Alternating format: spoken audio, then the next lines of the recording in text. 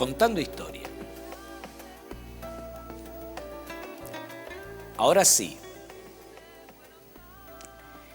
vamos a cargar leña, vamos a aumentar la temperatura hasta que las calderas estallen y vamos a largarnos a andar en el ferrocarril, el tren económico correntino, en un viaje imaginario, llevados por la pluma de Rodolfo Walsh. Ese viaje imaginario ocurrió en la realidad, en un, parece tan lejano,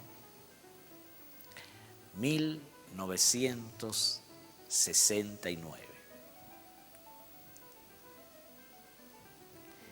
El ilustre escritor recorrió de ida el trayecto del tren económico correntino. Ese de cuyas locomotoras se expone hoy a la vista de quienes pasean por Santa Ana de los Huácaras y cuyos vagones fabricados en Corrientes se hallan esparcidos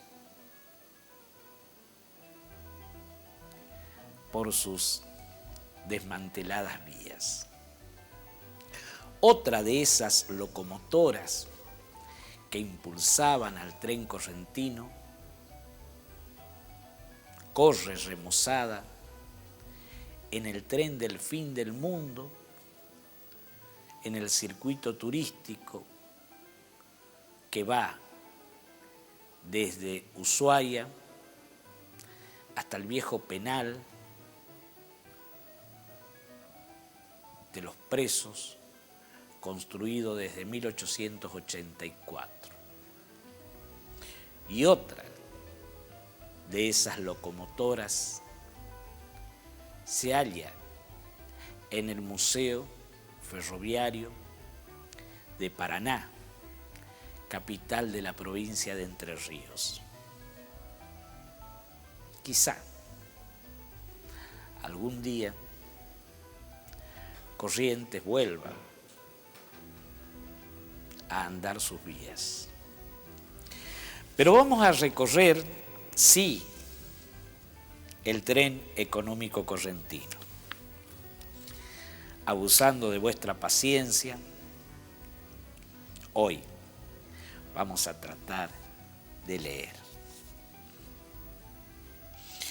El Expreso de la Siesta, ferrocarril económico correntino, Rodolfo Walsh, a todo vapor. El 19 de febrero de 1966, la locomotora 682 del ramal 60, ferrocarril Urquiza, salió a las 9 de la mañana de la capital correntina, arrastrando 6 vagones de pasajeros y 4 de carga y correspondencia. Su destino era Mburucuyá, a 178 kilómetros de distancia. Llegó el día siguiente a las 10:47 de la mañana, empleando 25 horas 47 minutos, con un promedio algo inferior a 7 kilómetros la hora. No es un caso excepcional, sino apenas reciente en la historia del tren más chico, más lento, más exasperante y más divertido del mundo. Pura estación y poco tren, nos dice el conductor del taxi, que a las 5 de la madrugada nos deja frente al edificio de lo que, para los correntinos, será siempre el ferrocarril económico o simplemente el trencito. Minutos después, paseamos junto a la diminuta locomotora que junta la presión necesaria para arrastrar los 54 ejes del convoy. La vía es sorprendente. Extendiendo esta revista abierta sobre ella, faltaría muy poco para tapar los dos rieles separados por 60 centímetros. Todo lo demás, tender, vagones, furgón, están hechos a escala. El único coche de primera, en que nos sentamos con 17 pasajeros más, tiene 10 asientos dobles y 10 simples. 3 luces mortecinas lo alumbraban. Pero aún antes de arrancar, las caras eran invisibles. Toda la gente dormía, acurrucadas en fantásticas posiciones, como ahorrando fuerzas para el imprevisible trayecto. A las 5:30, el silbato perforó la noche y el trencito se puso en marcha con un descomunal fragor de ejes. En las confesiones de un opiónamo hay un pasaje que siempre me pareció el producto de una confusión entre sueño y realidad. Describe de Kinsey una calle londinense tortuosa, estrecha y tan dotada de voluntad propia que finalmente pasa por la cocina de una casa particular. Algo parecido experimenté en el trencito correntino. Íbamos aún por los oscuros suburbios de Corrientes, las ventanillas rozando una cerca, cuando tuve la sensación de que atravesábamos el dormitorio de una clínica o de un hospital. Ahí estaban las camas al alcance de la mano, las pacíficas caras de los enfermos durmiendo bajo una luz verdosa y nosotros circulando entre ellos. Después me expliqué. La puerta de ese misterioso lugar estaba abierta y era tan ancha que parecía no haber pared. Pero hoy me pregunto si esa explicación es válida y si el trencito correntino, como aquella casa de Londres, no pasa por donde puede. Amaneció. Avanzábamos entre yuyales, a medio metro de un alambrado, con velocidad y ritmo de galope. En los coches de segunda, el amontonamiento de bolsas, paquetes, sandías, cajones con animales, pasajeros dormidos, era aún mayor que en primera. Pero en el vagón estafeta, todos estaban despiertos. Nos acomodamos entre las bolsas de galletas y las pilas de sacas vacías. Una de ellas tenía la inscripción con este melancólico ruego: retorno a Barcelona. el foguista Antonio y el ajustador Lifinchuk, el estafetero y los guardas tomaban mate. Pero el maquinista Pedro Segovia, fuera de servicio, se desayunaba con una botella de aperitivo Lucera, recitando antes de cada trago: en nombre del Padre, del Hijo y del Espíritu Santo. Según él, porque era devoto, y según los demás, porque estaba bautizado 2 veces. Era Segovia un hombre enorme, aparatoso, de aire terrible, aunque inocente como una criatura, con una vasta cabeza y una gorra de vasco muy chica. A pesar del calor, llevaba 2 camisetas bajo la chaqueta azul. Comparado con antes, dijo Segovia, esto es una flor. Cuando había un descarrilamiento teníamos que zambullirnos en el agua para poner los gatos.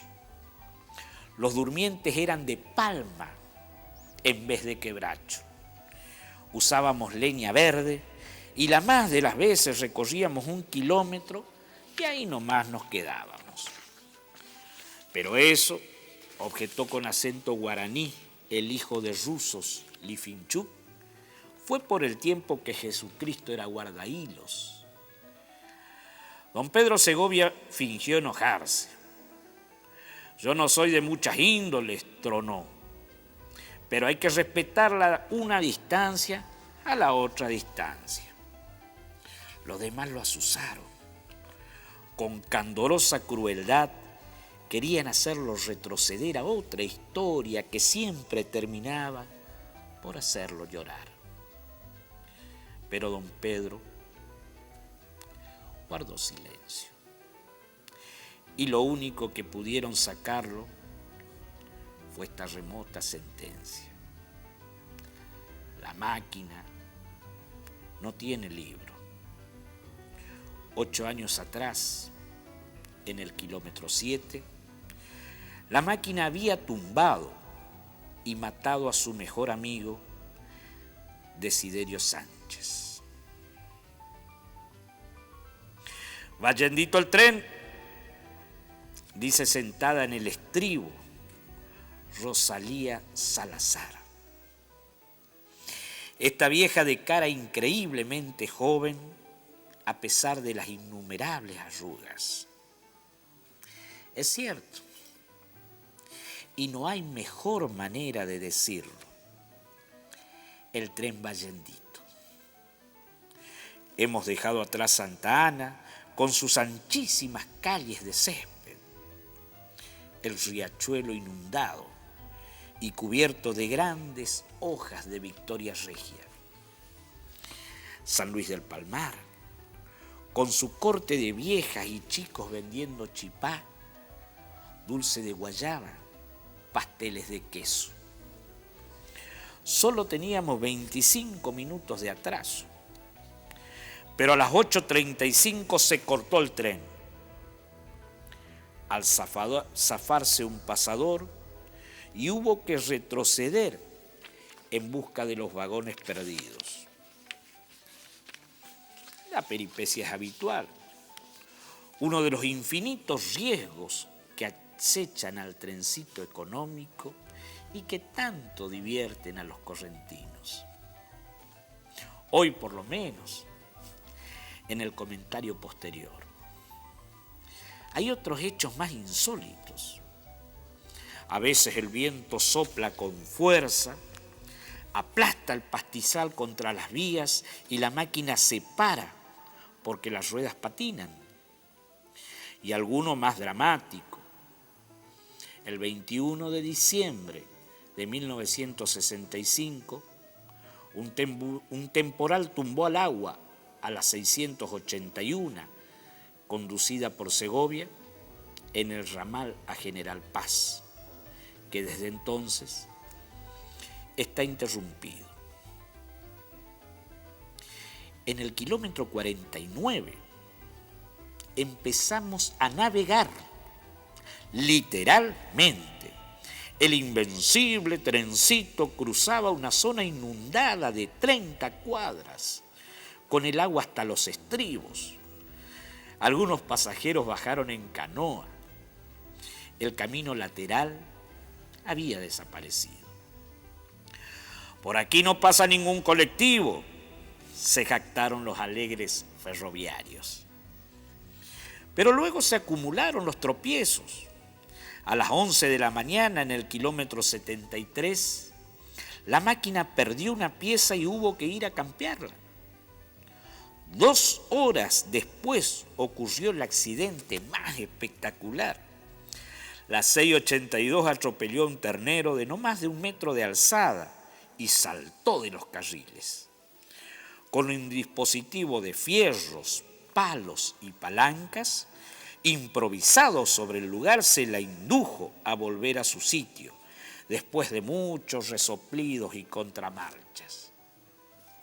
Erlisca, Cerrudocué, el enorme estero de la Maloya, de trágica fama. Una verde sabana de ciénaga donde no se ve un árbol a 20 kilómetros a la redonda. Pero a las 3 de la tarde, el horario fijado era las 11:27, estábamos en Lomas de Vallejo.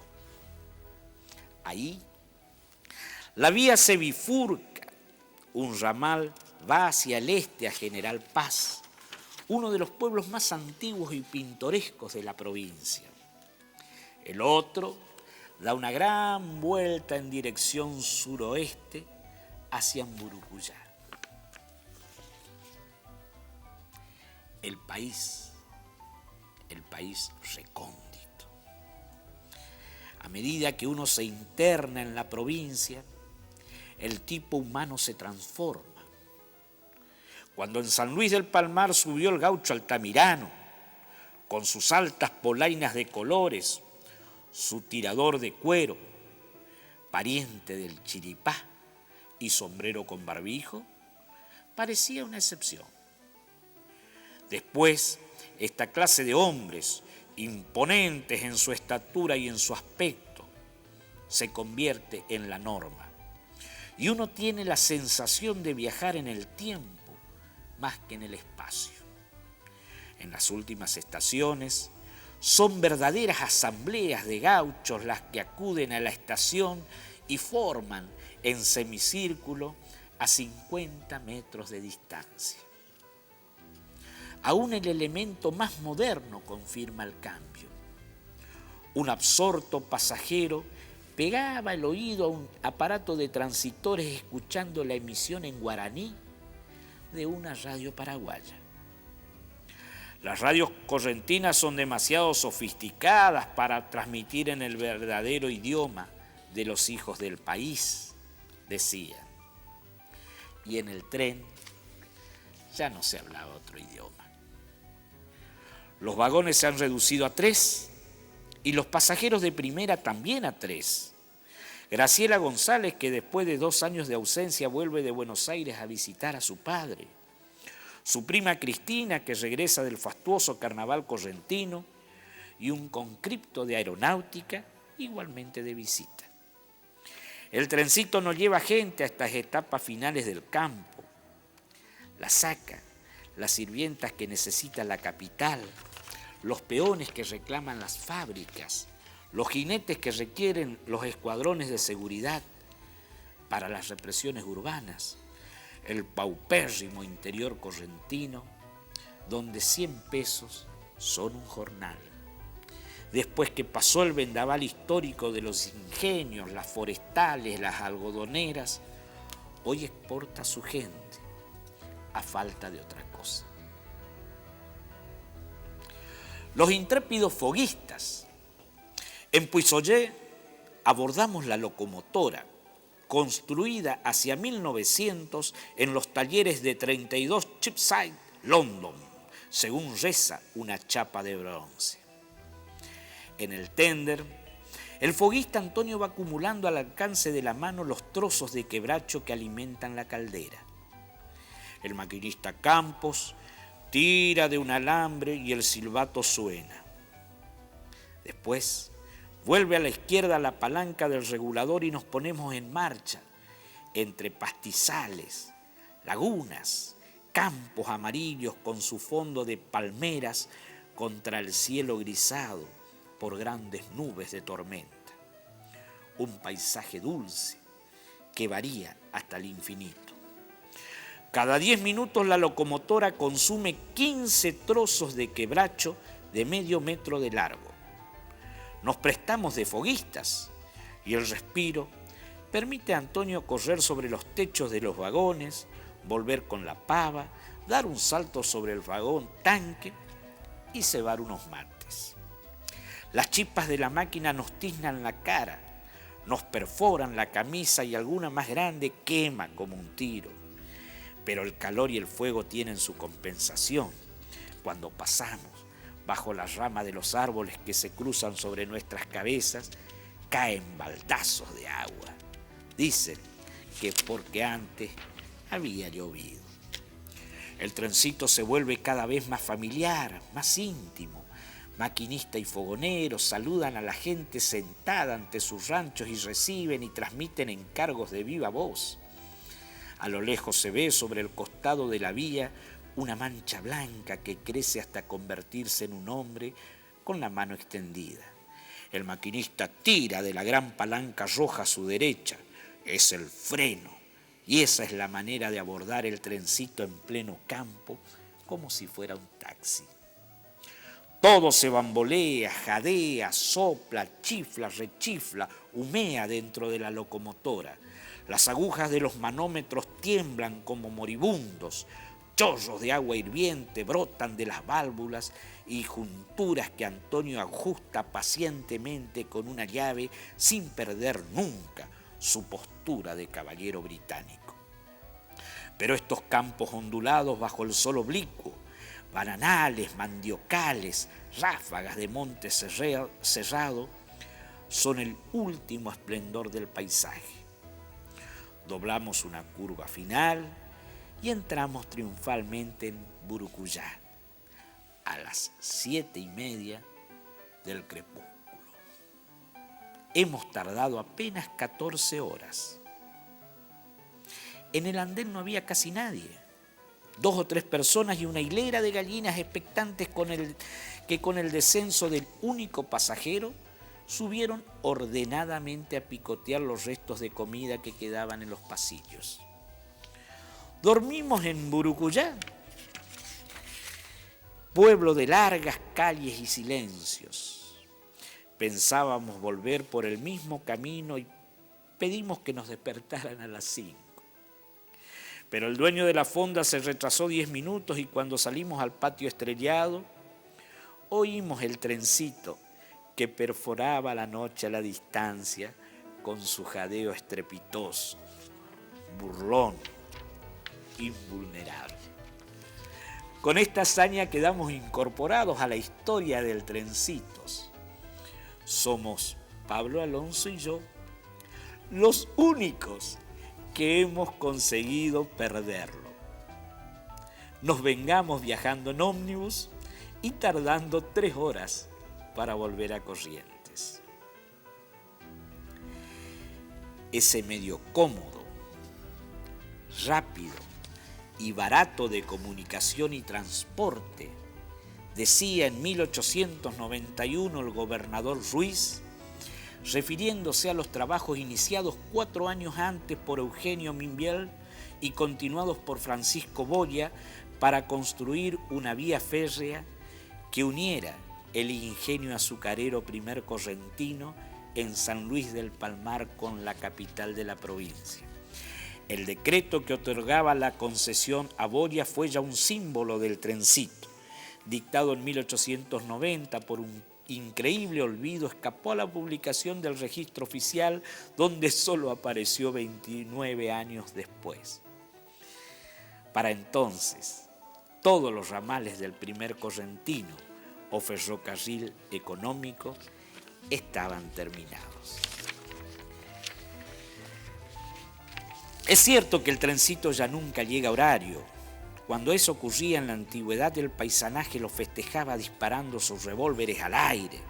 Pero también es cierto que siempre llega, porque un tren casi mágico, como la que nosotros conocimos, es indudable que el día que desaparezca, desaparecerá con él un objeto de cariño para muchos, y acaso el único tema que infaliblemente hace sonreír a cualquier correntino.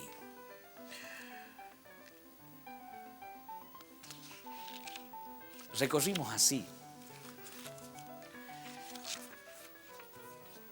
en Contando Historia, de la mano de la pluma de Rodolfo Walsh, el mágico viaje en el tren económico correntino, hoy parte de la historia. Contando Historia.